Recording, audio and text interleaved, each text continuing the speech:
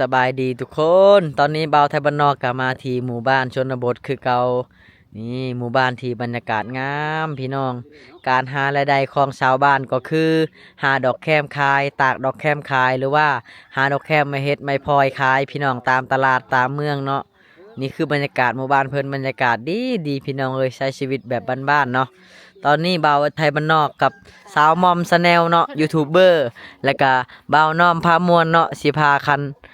กันเข้าชนบทเนาะไปหาทายวิถีชีวิตของชาวบ้านพี่น้องจังใดก็ฝากไปติดตามนำกันเด้อไปทุกคนเดี๋ยวเราเดินทางไปนำกันและบ่าวไทยบ้านนอกก็สิเก็บบรรยากาศไปเรื่อยๆพี่น้องนี่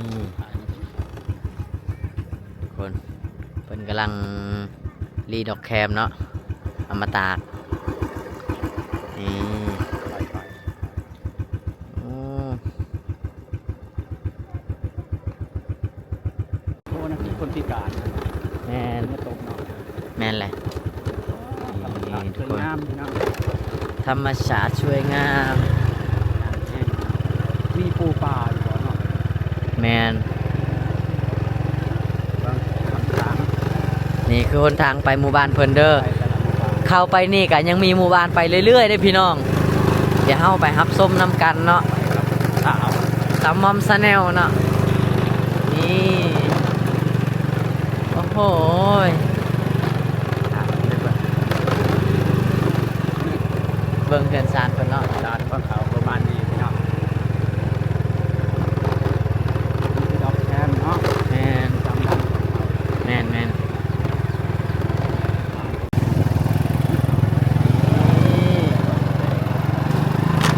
ทุกคนโอ้บนทางเนาะ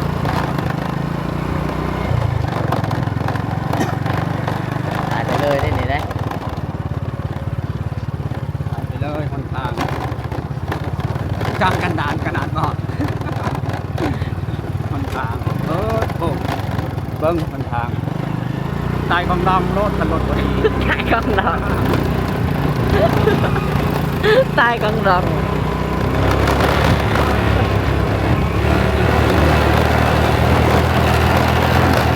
ตายสองรอบ ตายกองดองบนทางไปหมู่บ้านลึกลับพี่น้อง โอ้กล้าจะมอง เปิดเล็กนึงเลยใช้เล็กนึงแน่รถได้มาจะมอง พารถดมเนี่ยโอ้โห โอ้อันนี้หมู่บ้านระเนียม แม่นบ่ แม่ บ้านระเนียมพี่น้อง เมืองเซโปนเนาะ โอ้ค่ะแท้พี่น้อง แห้งเนาะรถเจ้าเนาะ แห้งก็รถคอยเดี๋ยวนี้คอยเล่งคราวเดียวก็ว่าไปปุ๊บหมู่บ้านระเนียมแม่นั่นแหละ บ้านระเนียมพี่น้อง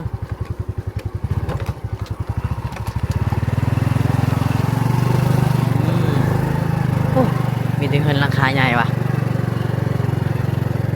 ปาดเด้อถาบ้านอมอยู่นี่ก่อนเนาะ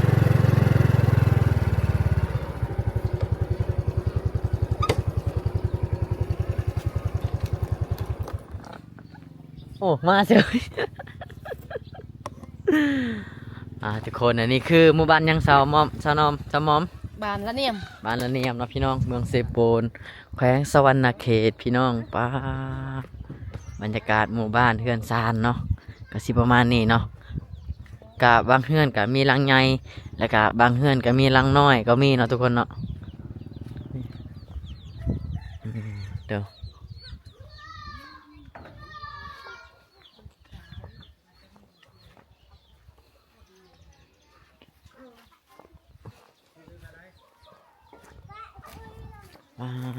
เดี๋ยว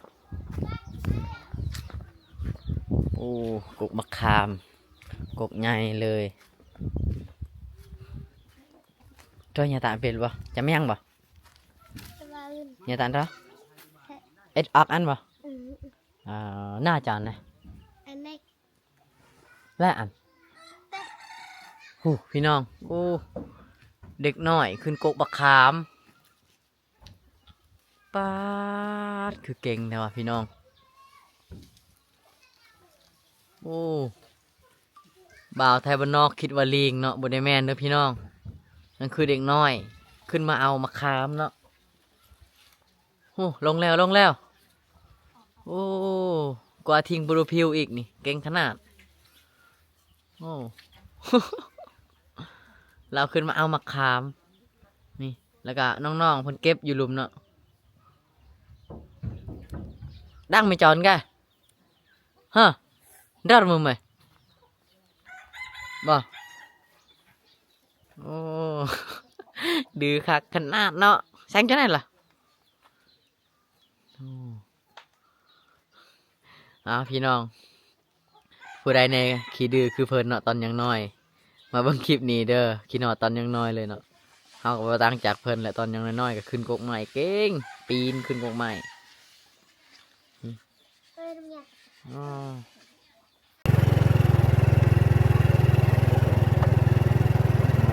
คักขนาดเลย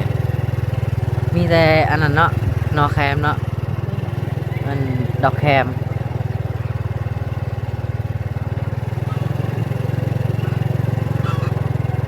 โอ้เกิดอันนี้คักแท้ปะแต่บรรยากาศเลยผู้สาวอยู่ในเฮือนนะโอ้วัยรุ่นกำลังกินส้มจะไม่ยังบ่ โอ้ยเฮาเกือบรู้ อ๋อคนทางระวังได้เด็กน้อยนะปิดซองเริ่มใหม่เพราะแห้งเด้อสิบอกให้ มาแต่ใช่ยะอยู่แต่ละโอ้นี่เนาะเด็กน้อย มาแต่ซอนป่าพี่น้อง วินเริ่มไหมมาวินกะออลอ๋อบ้านกะออลเนาะทุกคนเนาะไปทางนี้เนาะพี่น้องหมู่บ้านกะออลเนาะทุกคนเนาะคักแทะเหือนใหม่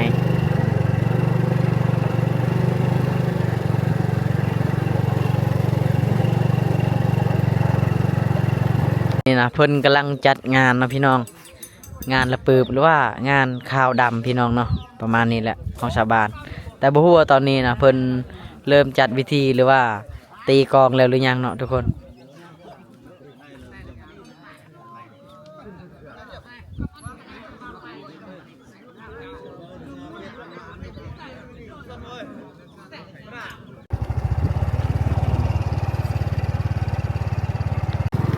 แต่พอชาวบ้านเพิ่นกำลังขุดมันเนาะคักขนาดเลย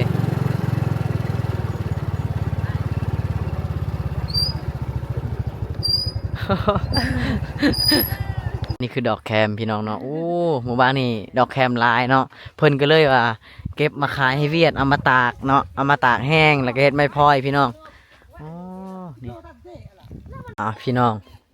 มาฮอดแล้วเนาะหมู่บ้านที่บ่าวไทยบ้านนอกจะไปเนาะหุ่นหมู่บ้านคืออยู่ทางพุ่นเนาะตอนนี้คือเฮาจะข้ามเซเนาะทุกคนเนาะบ่ฮู้ว่าจะข้ามเซได้จังไดพี่น้องนี่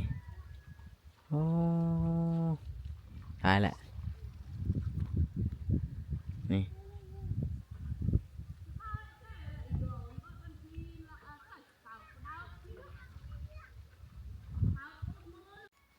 สับจิพอเขาเจ้าหรือบ่ เห็นปะเอาทุกคนตอนนี้บ่าวไทยบ้านนอกกลับมาฮอดที่หมู่บ้านตะแลกเนาะเมืองเซโปนแขวงชนเขตต้องได้ข้ามเซไปเนาะพี่น้องเป็นครั้งแรกของบ่าวไทยบ้านนอกที่ได้มาหมู่บ้านนี้เนาะมากับสาวมอมซาแนลพี่น้องเพิ่นพาไปเนาะเจ้าถิ่นแถวนี้แหล้วเนาะเพิ่นมาตลอดเพิ่นว่าผู้สาวหลายบ่บ้านนี้สาวมอม ล่าอยู่4-5 คน ป้าแต่ว่าเขาเจ้าไปขุดมันเมิดเนาะ แม่ เมิดเนาะ น อ๋อผู้อยู่ก็มีติเนาะ จักแหละเบิ่งก่อน พุ่นเด็กๆตอนรับเนาะพี่น้อง อยู่พังพุ่นเดี๋ยวเฮาย่างไปเนาะมีร้านค้าบ่อยู่บ้านนี่ มีอยู่ มีเดี๋ยวเฮาซื้อขนมเล็กๆน้อยๆมาให้เพิ่นกินจังหน่อยเนาะ อืม ไปทุกคน โอ้ยเฮาอยากบินดิน้อง โอ้ยสำนีมาเด้อบ่น้อมโอ้ ก็สิได้คลิปโอ้ยบ่เป็นไง ข้ามเซไปพี่น้อง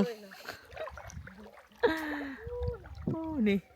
พูดเด็กน้อยตอนหับอะไรอยู่ทางบนเนาะ เปียกเราอ่ะเปียก เปียกแล้วแนวมันบ่ได้ดิซะ หมู่บ้านข้ามน้ำพี่น้องอ่า บ้านยังมาตะแลก มันตะแลก นี่ทุกคน ตอนนี้พากันข้ามน้ำเนาะกับสาวมอมพี่น้องบ่าวไทยบ้านนอกสาวมอมสแนลและก็บ่าวน้อมพามวลเนาะพากันข้ามน้ำไปลินอยู่ฟังพุ่นเนาะไปลินหมู่บ้านชนบทอยู่ฟังพุ่นพี่น้องนี่โอ้แต่ว่ายามเดือน5หน้าแรงนี่เขาเจ้าจะขี่รถจักรข้ามเลยเนาะแต่ว่ายามนี้นะเขาเจ้าจะใส่เรือแพเนาะข้ามเนาะแต่ว่าบ่มีคนอยู่มื้อนี้พี่น้องเอารถไปจอดอยู่ฟังพุ่นเนาะแล้วก็เฮาก็ได้ย่างไปเนาะนี่นอนก็ตื่นอยู่เนาะเพียง ตื่นน้ำบรินั่นน้ำตื่นอยู่ทุกคน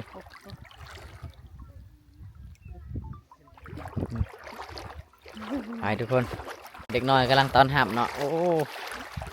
ถามน้ำไปเลยทุกคนเด้อโอ้สาวมอมพาไปผจญภัยแล้วบัดนี่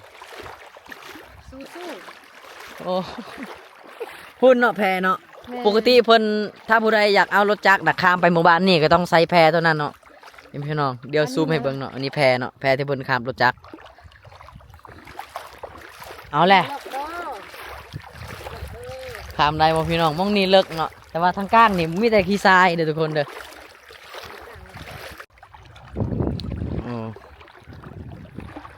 ถ้าผู้ใดอยากมาลมผู้สาวหมู่บ้านนี่พี่น้องต้องได้ข้ามน้ำไปเด้ออันนี้คือข้ามน้ำเซเนาะอันนี้ก็เป็นเซบังเฮียงคือกันพี่น้องเนาะนี่ไล่สู่เมืองเซโปนพุ่นละพี่น้อง ทำได้แบบสาววันนี้ต้องใจเกินล้าน ต้องใจเกินล้านเนาะถ้าผู้ใดอยากมาลมสาวบ้านนี่เนาะอ๋อ ใจเกินร้อยแล้วมันบ่ได้หรอก เพราะว่าต้องข้ามเซเนาะพี่น้องเบิ่งเอาพี่น้องผู้น้ำมากว้างๆนี่เนาะนี่โอ้เพื่อสิฮอดหมู่บ้านเพิ่นเนาะ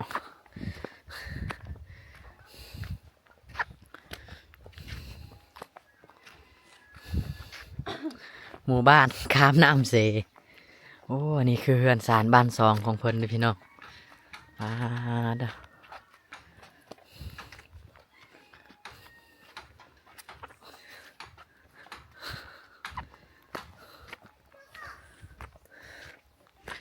นี่ฮอดแล้วเพื่อสิมาฮอดกับพี่น้อง เพราะว่าที่บ่เห็นคนอยู่เฮือนนี่เพราะว่าเขาเจ้าน่ะออกไปให้ไปสวนแล้วก็ไปขุดมันประมาณนี้ครับทุกคนอืม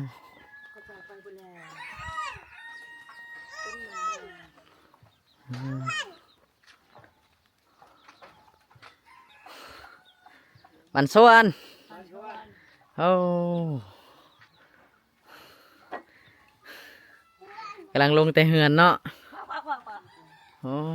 เด้อนี่จุดไรป่ะนะ เอาขวดเด้า เปิดได้บ่อ๋อได้ถามเพิ่นว่าสิพากันไปไสเพิ่นว่าสิไปพาล้านไปอาบน้ำพี่น้องเนาะอากาศร้อนแล้วก็เลยพาล้านไปอาบน้ำอ๋อโอ้พี่น้อง เราพูดบนเจเนาะอยู่หรอ ก็กี่ได้ยวดบ่ เออ อ๋อ แล้วละมาห้องใจกันไหน โอ้ บนเจเนาะอยู่ จอนใช้เต้บ่จอนยิงอันมันเต้บ่ บนโรงตา อ๋อนี่คือแม่ตูเนาะอาจารย์เอามีอันไหน ปาดอันนี้คือลานเพิ่นหมดเลยพี่น้องปาดเด้อเบิ่งนับเบิ่งลานเพิ่นจะคน1 2 3 4 5 4คน5ทั้งอยู่เฮือนเนาะ6ทั้งแม่ตูเนาะตอนนี้เพิ่นสิพาลานเพิ่นไปอาบน้ำเด้อพี่น้องเด้อมีลาน6คนเพิ่นน่ะโอ้ลานเพิ่นหลายแท้ คือบนเจอยู่บนเจที่ยัง โอ้อันเดาเรียนกันกี่บ่ โดนใจเนาะครบเก่า เบิ่งพี่น้องนี่มาเบิ่งก่อนอันจะเตะไปเลยเลยบ่ โดนเนาะเจกูเลยเดี๋ยวมันเอาไอ้เนี่ยสิ อ๋อพี่น้องเห็นเด็กน้อยเนาะทีน่าสงสารทุกคนเนาะเตะแต่นต่างๆบ่ อันตาตา อ๋อน่ะอันเตะตะกูบ่ บนเจ อ๋อ รวยสิไก่ ไอ้ก่อนรวย คนนี้คือเพื่อนสารของเพิ่นเนาะเพิ่นตากอันดอกแคมหลายพี่น้องหลายขนาดเลยเนาะปาตัวเปิ้งหาตัวไหมแม่แกป กติเพิ่นจะมุงยางคาพี่น้องเนาะแต่ว่าซุมื้อนี้เพิ่นก็เฮ็ดเฮือนมุงโดยสังกะสีเนาะย่านไฟไหม้เนาะเวลาเขาเจ้าดังไฟหรือว่าจุดไห้หยังต่างๆ พี่น้องก็เลยมันเสี่ยงเนาะเวลาเขาจะมุงยางคาก็เลยต้องเปลี่ยนแผนเพิ่นจะมามุงอันสังกะสีแทนเนาะนี่กำลังเฮ็ดเฮือนใหม่เฮ็ดจังไงจะไม่ตานน่ะ โอ้ได้ใครได้ ใส่เรือ แต่ใส่เรือเลย โอ้ เออ โอ้รับเดือน2เดือนแล้วเพิ่นเฮ็ดเนาะทุกคนไม่น่าเมื่อยมาตะบ่ ไม่เอาเลยก่อนเลย โอ้เพิ่นเฮ็ดผู้เดียวได้ทุกคน โอ้ พอเท้าเพิ่นเฮ็ดผู้เดียวเนาะ เมีย ก่อนอยู่เมีย โอ้ แงดป่ะเนี่ยอันวิไอจะถึงแงด เติมกระบอกไหนเติมอะเอาไว้ใส่ โอ้ เป็นใหญ่ชกกอกกลับเลยเนาะเปิดแอร์มาเนาะ เฮ้ยไอ้เอ้ยเอ้ยไอ้ไอ้ไอ้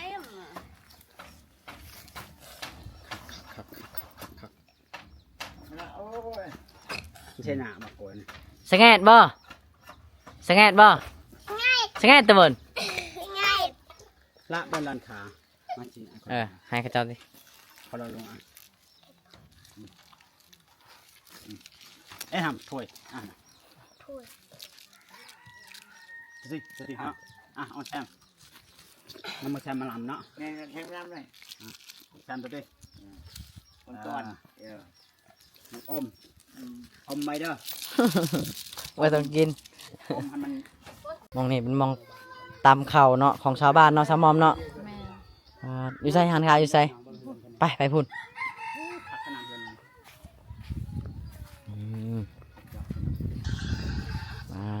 เด้อ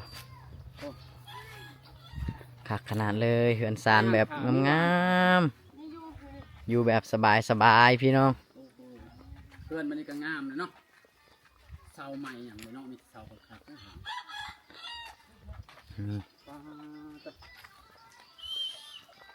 ป้าต้นมะฮุงทำต้นมะพร้าว โอ้ เด็กที่อ่ะเรียกเอาเย็น มันจะขึ้นได้มีบานเลยทางนั้น เป็นหมู่บ้านที่แบบบ่มีไฟฟ้าใส่เลยพี่น้องเนาะนี่สังเกตเห็นเลยเนาะมีแผงโซลาร์เซลล์บักใหญ่เลยเนาะเพิ่นตากไว้ตั้งไว้อยู่ตารางเฮือนเนาะเดี๋ยวมาเบิ่งเฮือนหลังนี้ก็งามเลยพี่น้องนี่เห็นบรรยากาศแบบนี้แล้วก็กินฮอดตอนสมัยยังน้อยพี่น้องบางคนก็กินฮอดอดีตเนาะนี่โอ้คักเนาะเป็นสารเพิ่นแต่ว่าคนบ่อยู่เฮือนเนาะเจ้าของเฮือนบ่อยู่เพิ่นออกไปให้ไปสวนประมาณนี้แหละพี่น้อง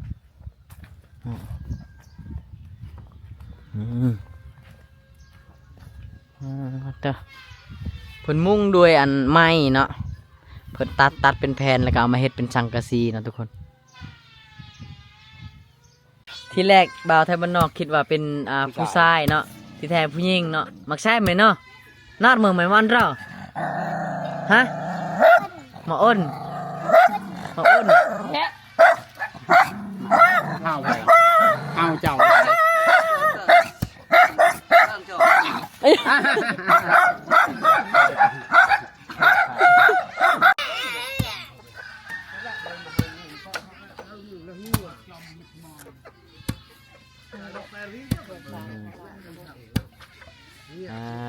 ด้อมันน่าเมื่อยกลองไหนบ่